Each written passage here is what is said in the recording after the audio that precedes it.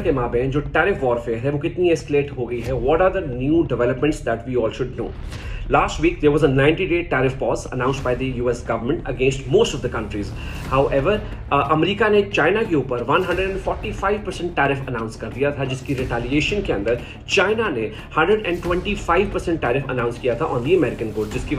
जिसके बाद चाइना ने कहा कि इन टोटलिटी तकरीबन there is no possibility of trade between two countries, because जिस लेवल पे टैरिफ्स आ गए हैं उसके ऊपर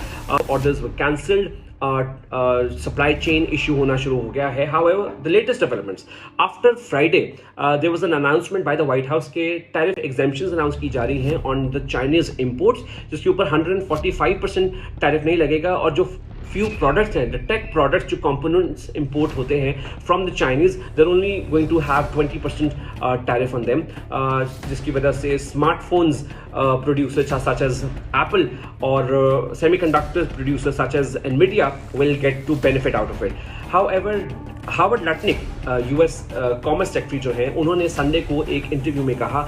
इनफैक्ट अनाउंस किया कि टैरिफ एग्जेम्पशन जो है which is going to be short lived. In fact there is going to be different kind of tariffs on these items जो चाइना से इंपोर्ट होती हैं. ना जो होप्स थे वो शॉर्ट लिव थे, लेकिन उसके बाद अमेरिका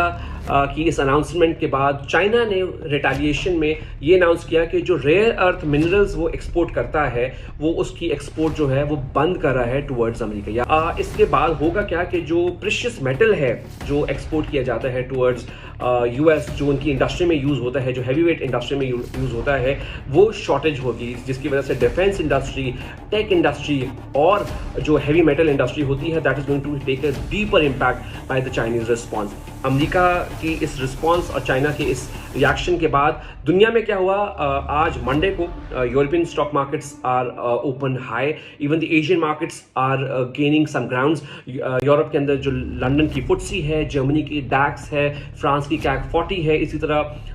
जो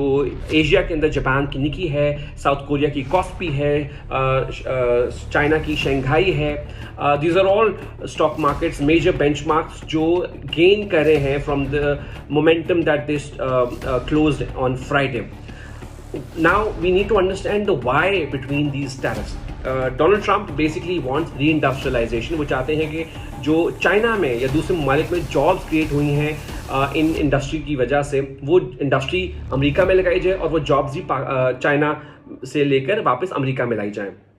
एक अंदाजे के मुताबिक, जस्ट टू अंडरस्टैंड, एक अंदाजे के मुताबिक एक्सपर्ट्स बिलीव कि अगले 3 सालों के अंदर सिर्फ एप्पल को तकरीबन $30 बिलियन इन्वेस्ट करने पड़ेंगे just to bring 10% of those production lines back into the US. So this is going to be an expensive endeavour not just for the America but its companies, जिसकी वजह से उनकी profitability कम हो जाएगी, जिसकी वजह से उनके अगर वो डिविडेंड्स देते हैं, उनकी EPS जो है वो they going to take a greater impact. Major जो इसमें एक चीज़ है कि डोनाल्ड ट्रंप जो है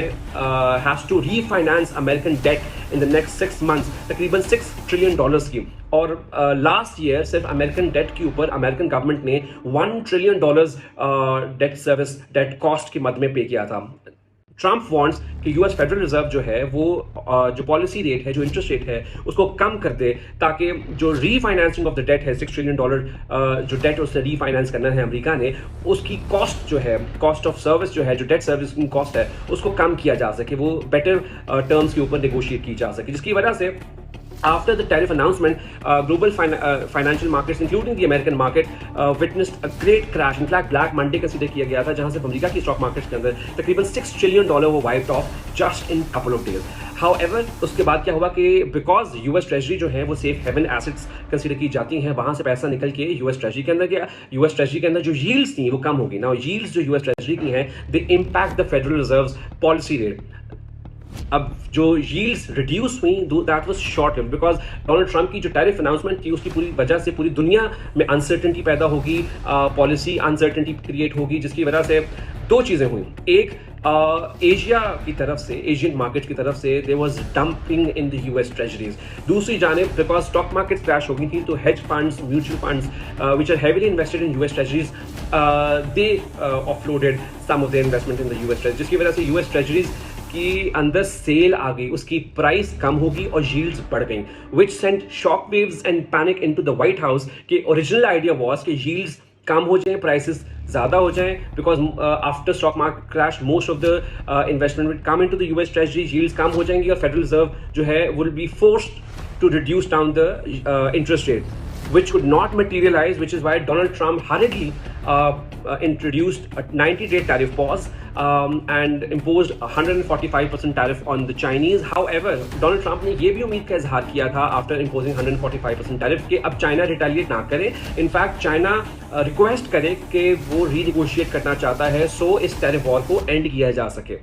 इमेजिन डोनाल्ड ट्रंप जिस चाइना के साथ टैरिफ वॉर कर रहा है, उस चाइना के सिर्फ यूएस ट्रेजरी के अंदर तकरीबन $759 बिलियन वर्थ ऑफ इन्वेस्टमेंट है, यानी डेट है उसके अंदर China is one of the major holder. Imagine अगर China wants to retaliate and actually wants to go into a war with America, इसका मतलब ये है कि वो उसको वेपनाइज कर सकता है। और इनफैक्ट थोड़ी सी डंप की वजह से अगर यील्ड्स स्काई रॉकेट कर गई, यील्ड्स अगर इंक्रीज कर गई and Donald Trump was panicking, what if China weaponizes its debt holding, will be a fair war, and it will be a war which the American eventually loses. So that's the new those are the new developments which are happening on the tariff front. Let's see how the near future unfolds.